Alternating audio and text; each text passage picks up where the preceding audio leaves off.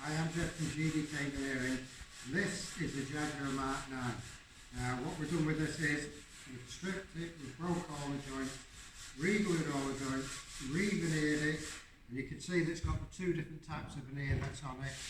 And then we've got the lacquer, multiple coats of lacquer that's been built up, and then it's been flatted back, sanded to this absolutely stunning set. But wait, that is not all. It's still not finished. So therefore, these pieces here that all look absolutely beautiful have still got to be sanded again before they go on the polishing mop that's behind me. So that isn't the end result, but tomorrow I'm going to be sanding and polishing all of this set so it can go back to the customer, and then we can move on to all the rest that we've got in at the minute. Thanks very much for watching.